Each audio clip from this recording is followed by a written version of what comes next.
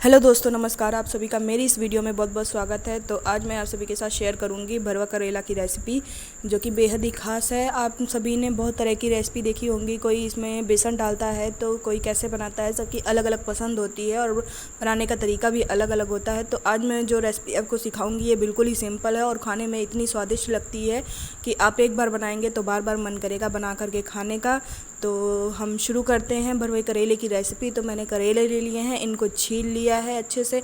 आप किसी भी चाकू का इस्तेमाल कर सकते हैं, छीलने वाली से या फिर काटने वाली से। इन सभी करेलों को अच्छे से छीलने के बाद में हमने इन्हें थाली में निकाल लिया है। अब डाल देंगे नमक।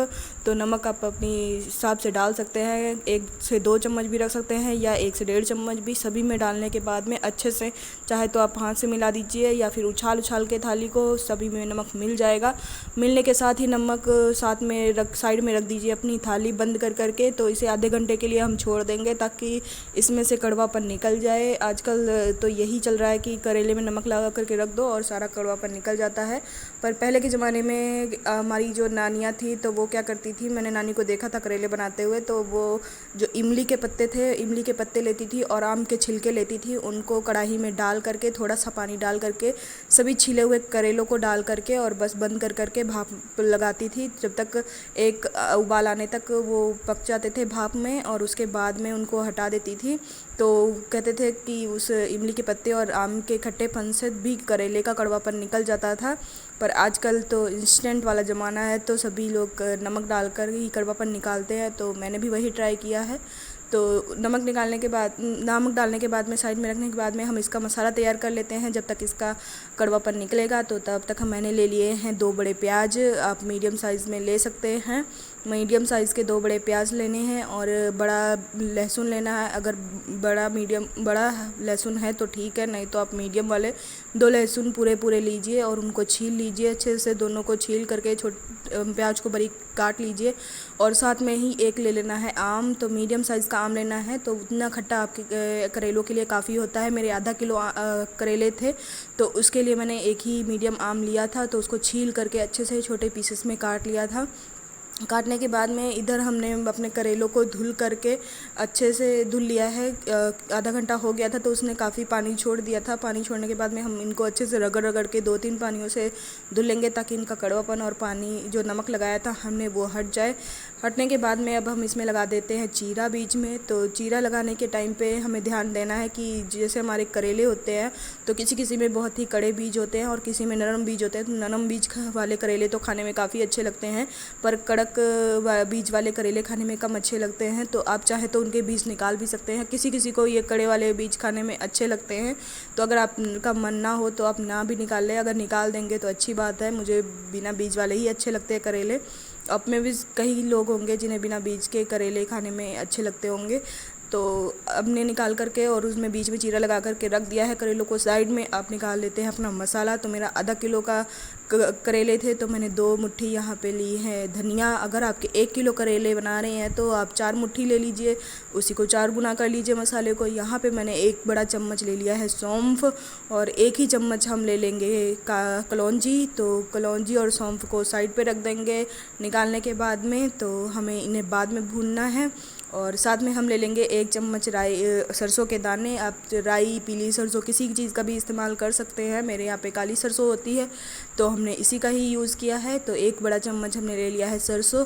और लेने के बाद में अब मसाले को भून लेंगे। तो पहले हमने धनिया को भून लिया है। तो पहले हमने गैस चला करके उसमें चढ़ा दिया था तवा जब हल्का सा गर्म हो गया था तो आँच हम मीडियम कर देंगे और फिर अपनी धनिया को भूनेंगे 2-3 मिनट तक अच्छे से धीमी आंच पर, जब तक खुशबू नहीं आने लग जाएगी।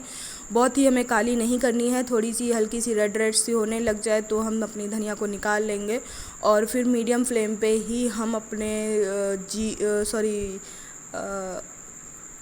सौंफ और कलौंजी को डाल देंगे। सौंफ और कलौंजी को भी 2 मिनट तक रोस्ट करेंगे मीडियम आंच पे ही। उन्हें जलाना नहीं है और ना ही ज़्यादा भूनना है, क्योंकि ज़्यादा भूनेंगे तो उनमें कड़वापन आ जाएगा कलौंजी में। तो हमें हल्की आंच पे ही 1-2 मिनट के लिए बस चला देना है डाल करके। चलाने के बाद में हम अपने सभी मसाले को निकाल लेंगे। और यहाँ पे आधी चम्मच मेथी का भी यूज़ करना है, मैं भूल गई थी तो मैंने बाद में इस्तेमाल किया था। तो आप चाहे तो सौंफ और कलौंजी के साथ ही मेथी का यूज़ कर सकते हैं, या आप बाद में उन्हें अलग से भून सकते हैं। इतना करने के बाद में जब हम अपने सारे मसाले पीस लेंगे तो हमने फ्लेम को कर देना है बंद पे भी हमारा तवा इतना गर्म होता है, तवा या कढ़ाई आप जिसमें भी करना चाहें अपने मसालों को रोस्ट आप कर सकते हैं। तो जितना गर्म होगा तो उसमें हम अपनी सरसों डालेंगे और करछी से आप हल्का सा प्रेस करेंगे तो सरसों आपकी चटकने लग जाएगी, यानी कि फूट जाएगी बीच में से। तो कोई फूट जाएगी, कोई नहीं फूटेगी। तो आप उस थोड़ा सा करछी से प्रेस कीजिए तो हमारे सरसों भी अच्छे से पक जाएंगे। पकने के बाद में हम इनको भी निकाल करके साइड पे रख देंगे। तो 2 मिनट के लिए रखेंगे। हल्का सा ठंडा होने के बाद में हम अपने मसालों को भून लेंगे। तो बहुत ही ज़्यादा ठंडा नहीं करना है, नहीं तो ये टूटेंगे नहीं, अच्छे से पिसेंगे नहीं। तो हल्का गरम रहते हैं जब, जिसको गुनगुना कहते हैं, तो तभी मसाले अपने पीसे तो अच्छे से पिस जाते हैं। ज़्यादा मेहनत नहीं करनी पड़ती है सिलबट्टे पे। अगर आप मिक्सी में करना चाहें तो आराम से नॉर्मल ठंडा भी कर सकते हैं, तो भी कोई दिक्कत नहीं है। या आप अपने हिसाब से गरम या मीडियम आप आराम से पीस सकते हैं। तो मैंने सारे मसालों को मिक्स करके पीस लिया था और मैंने भी आज मिक्सी का ही यूज़ किया है। कभी कभी यार मिक्सी का भी यूज़ कर लेना चाहिए, हमेशा सिलबट्टे पे ही नहीं पीसना चाहिए। तो अपने इस मसाले को हमने फाइन पेस्ट पाउडर एकदम बना लिया है, एकदम बारीक पीसना है। बस ये है कि हमें प्याज और लहसुन और आम को पीसना है, तो उसके लिए हमें सिलबट्टे का या फिर आप कूटने वाले का इस्तेमाल कर सकते हैं। तो कूटने वाले में अपने प्याज को और लहसुन को अच्छे से कूट लीजिए और आप आम चाहे तो मिक्सी में पीस सकते हैं, क्योंकि आम हमें बारीक ही चाहिए। और सभी मसालों को पीसने के बाद में हम अपने धनिया वाले मसाले को, जो भी हमारे मिक्स मसाले थे उनको और हल्दी को इसमें मिला देना है, प्याज और लहसुन और आम की चटनी के साथ में। अच्छे से मिलाने के बाद में हम इसमें डाल देंगे हल्की सी हल्दी। तो हल्दी आप अपनी स्वाद अनुसार डालिए। इसमें हल्दी कम ही पड़ती है, क्योंकि धनिया का ही कलर रहेगा ब्लैक ब्राउनिश कलर। तो हम ज़्यादा हल्दी का इस्तेमाल नहीं करेंगे, मीडियम आप रख सकते हैं। एक आधी चम्मच करके 2 चम्मच। और बस आप अपनी आवश्यकतानुसार नमक डालिए। सभी मसालों को मिक्स करने के बाद में आप टेस्ट भी कर सकते हैं कि नमक कम ज़्यादा तो नहीं। अगर कम है तो आप उसमें इसी टाइम पर मिला सकते हैं। और उसके बाद में आप टेस्ट करने के बाद में हमारे यहाँ पे हल्का सा सरसों का तेल डाला जाता है मसाले में मिक्स करते टाइम। अगर आप नहीं डालना चाहते तो कोई बात नहीं, क्योंकि प्याज के रस से ही हमारा मसाला सारा गीला हो जाएगा। और गीला होने के बाद में हम सभी मसाले को मिक्स करने के बाद में सभी करेले जो हमने चीरे लगा के रखे हुए थे सभी में भर देंगे। तो भरने के बाद में कुछ लोग यहाँ पे धागा भी लपेटते हैं। अगर आप चाहें तो जो नलकी वाला धागा होता है उसे लपेट दीजिए, तो हमारा मसाला जो है वो करेलों से बाहर नहीं निकलेगा। वैसे तो निकलता नहीं है, बहुत ही कम निकलता है चलाते टाइम पे, और बाकी तो अंदर ही रहता है। कभी कभी निकल जाता है थोड़ा बहुत। तो दबा करके हम अपने सभी करेलों में अपना मसाला भर देंगे। जितना मैंने मसाला बनाया था सारा ही हमारे करेलों में भर गया है। और इधर हमने चढ़ा दी है लोहे की कढ़ाई में डाल देंगे तेल। तो तेल यहाँ पे आप अपने हिसाब से डालिएगा।